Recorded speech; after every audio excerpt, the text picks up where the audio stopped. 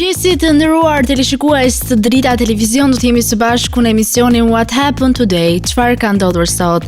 Data sot shënon 4 prill dhe ne kemi përgatitur disa informacione në lidhje me ngjarjet më të rëndësishme që kanë ndodhur në këtë datë, ku ju ftoj që t'i ndiqni.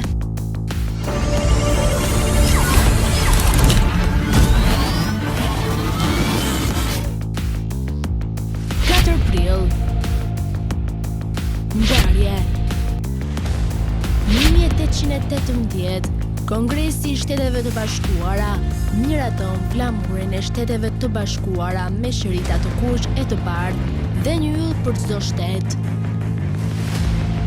1849, themelimi i NATO-s, Aleancës Ushtarake Veriatlantike.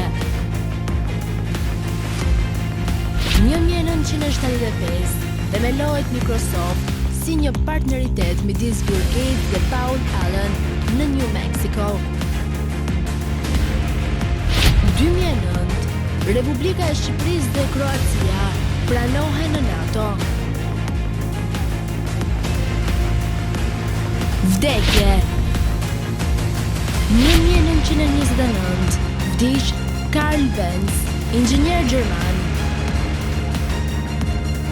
1968, vdiq Martin Luther King, teolog amerikan, luftëtar për të drejtat e njerëzit dhe fitues i çmimit Nobel për paqe. Festa dhe përvjetore, Festa e Pavarësisë në Senegal dhe Dita Ndërkombëtare e Vetëdijsimit nga minat.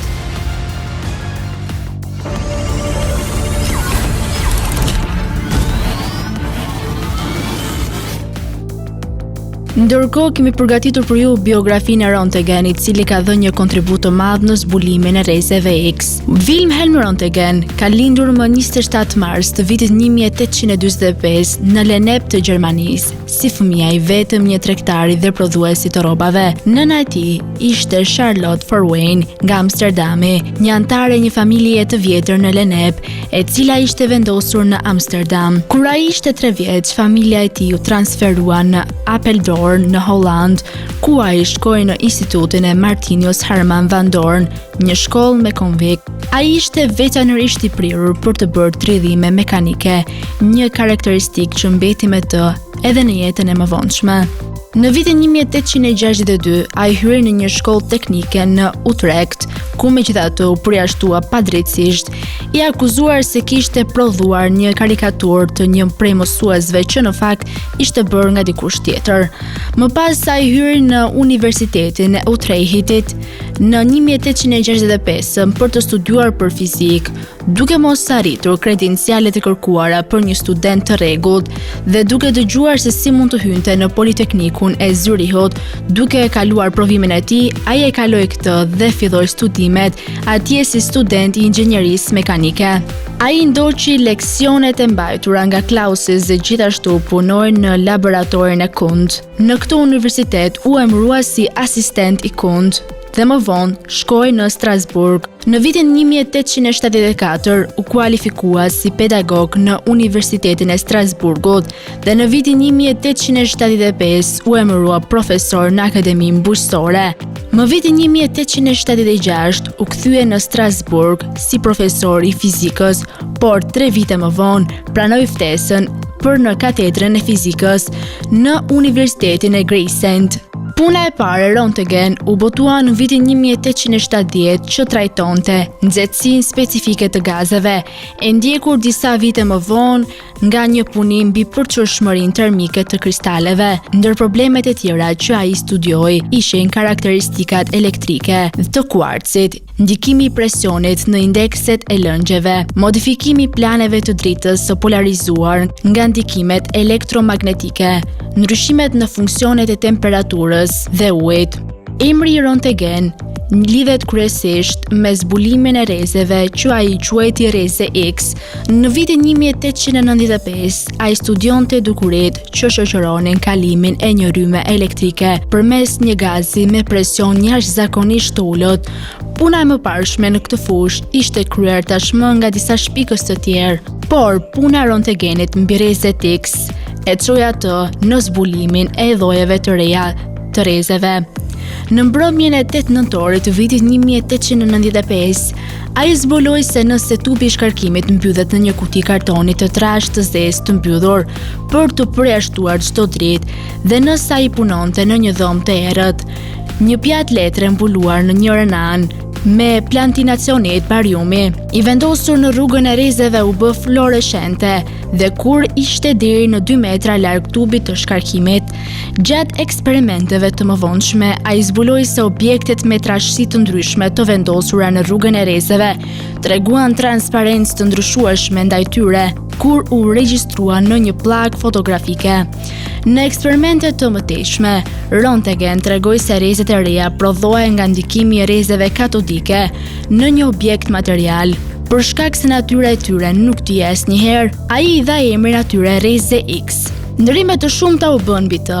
Në disa qytete rrugët u mburuan me emrin e tij. Gjithashtu ai ka fituar mjaft çmime të ndryshme dhe medalje për dukurinë dhe për gjithë kontributin që i ka dhënë shkencës.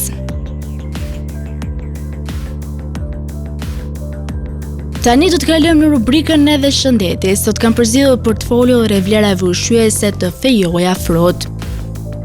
Fejoa Fruit është një nga frutat më të shëndetshëm dhe i cili përmban mjaft vlera ushqyese. Fruti Fejoa përbëhet nga një sasi e konsiderueshme fibrash.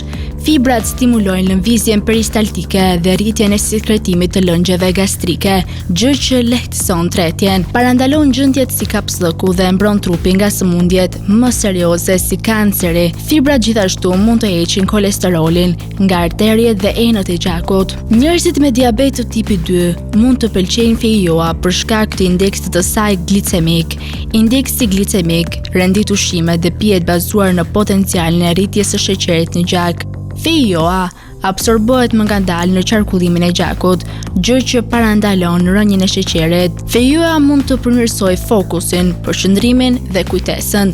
Disa përbërës të Fejoa, të tilla si kaliumi, folate dhe antioksidantë të ndryshëm, ofrojnë përfitime neurologjike.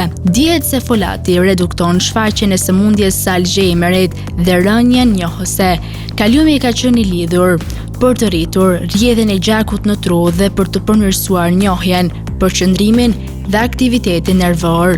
Gjithashtu, Fejoa përmban një sasi të konsiderueshme të vitaminës B6. Fejoa është e njohur për shkak të përmbajtjes së lartë të kaliumit. Ato mund të kontribuojnë në uljen e rrezikut të hipertensionit, duke qenë të ngarkuar me kalium dhe një përmbajtje të ulët të natriumit. Një Fejoa përmban 418 mg kalium, krahasuar me vetëm 7 mg natrium. Kjo ndihmon enët e gjakut të relaksohen dhe mbram presionin e duhur të gjakut. Fibrat, vitamina C, vitamina B6 dhe kaliumi përmirësojnë shëndetin e zemrës. Gjithashtu, fibrat shtesë janë të njohura për uljen e kolesterolit të keq të lipoproteinës me densitet të ulët dhe rritjen e kolesterolit të mirë të lipoproteinës me densitet të lartë te njerëzit me diabet të tipit 2. Fejoa mund të ndihmojë të luftoni infeksionet. Një filxhan Fejoa përmban 82% të nevojave ditore të vitaminës C. Vitamina C është një antioksidant i fuqishëm natyral, i tretshëm në ujë, që ndihmon trupin të zhvillojë rezistencë ndaj agjenteve infektiv dhe eliminon radikalet e lira që shkaktojnë kancer në trup. Gjithashtu, Fejoa mund të ndihmojë në mbrojtjen antioksiduese. Një filxhan përmban 10% të mineralit të manganit, i cili është një kofaktor thelbësor në disa enzima të rëndësishme në mbrojtjen antioksiduese. Për shembull, disa enzima çarmatosin radikalet e lira të prodhuara brenda mitokondrive, fabrikat e prodhimit të energjisë brenda qelizave tona, të cilat kërkojnë mangan. Tani u ftoj të ndiqni parashikimin e motit në territorin shqiptar.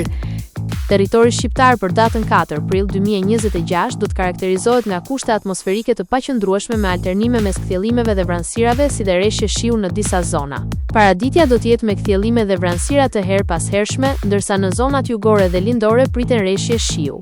Pasditja vijon me motë të ndryshueshëm dhe intervale me diell në zonat perëndimore. Temperatura minimale pritet të zbresë deri në 4 gradë Celsius, ndërsa ajo maksimale do të arrijë deri në 22 gradë Celsius. Gjatë ditës priten rreth 6 deri në 8 orë me diell. Era do të fryejë lehtë deri mesatare nga drejtimi jug-perëndimor me shpejtësi 2 deri në 5 metra për sekond. Deti do të ketë dallgëzim të ulët rreth 1 deri në 2 ball. Indeksi ultraviolet për Tiranën pritet të jetë mesatar rreth 5. Sipas të dhënave astronomike, lindja e diellit në Tiranë do të jetë rreth orës 6:12 minuta, ndërsa perëndimi rreth orës 19:15 minuta. Temperaturat minimale dhe maksimale për disa qytete kryesore të Shqipërisë do të jenë si më poshtë. Shkodër, 12 deri në 20 gradë Celsius. Kukës, 7 deri në 13 gradë Celsius. Peshkopi, 7 deri në 14 gradë Celsius. Tiranë, 11 deri në 21 gradë Celsius.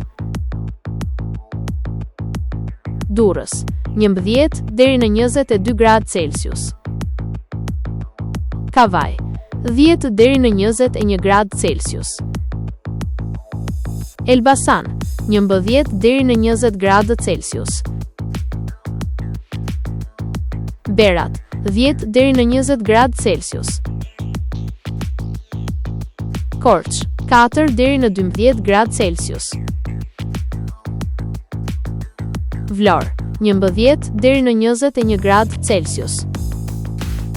Gjirokastër, 8 deri në 17 gradë Celsius. Sarandë, 11 deri në 19 gradë Celsius.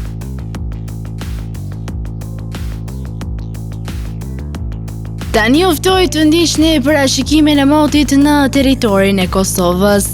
Territori i Kosovës për datën 4 prill 2026 do të karakterizohet nga mot relativisht i qëndrueshëm me vranësira të pjeshme dhe intervale me diell. Paraditja dhe pasditja do të jenë me alternime mes kthjellimeve dhe vranësirave. Temperatura minimale pritet të zbresë deri në 2 gradë Celsius, ndërsa ajo maksimale do të arrijë deri në 15 gradë Celsius. Era do të fryejë lehtë nga drejtimi veri-perëndimor me shpejtësi 2 deri në 4 metra për sekond. Indeksi ultraviolet për Prishtinën pritet të jetë mesatar rreth 4.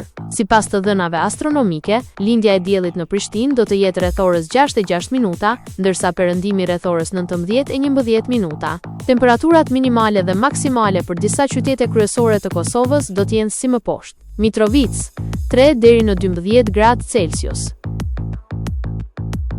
Podujev, 2 deri në 9 gradë Celsius. Skënderaj, 3 deri në 13 gradë Celsius. Pej, 3 deri në 13 gradë Celsius. Prishtinë, 3 deri në 9 gradë Celsius. Gjakov, 5 deri në 15 gradë Celsius. Malishev, 5 deri në 13 gradë Celsius. Gjilan, 3 deri në 10 gradë Celsius. Ferizaj, 5 deri në 10 gradë Celsius. Kaçanik, 4 deri në 9 gradë Celsius. Suharek, 4 deri në 13 gradë Celsius. Prizren, 5 deri në 11 gradë Celsius. Të nderuar teleshikues të Drita Televizion, kjo ishte gjithçka e përgatitur në këtë emision. Ndërkohë ju ftoj të na ndiqni në rrjetet tona sociale, Instagram, TikTok, Twitter dhe Facebook. Gjithashtu, nëse dëshironi që të na ndiqni live, mjafton të klikoni në web drita.tv. Kjo ishte gjithçka e përgatitur në këtë emision dhe ju ftoj të ndiqni programacionin në vijim të Drita Televizion.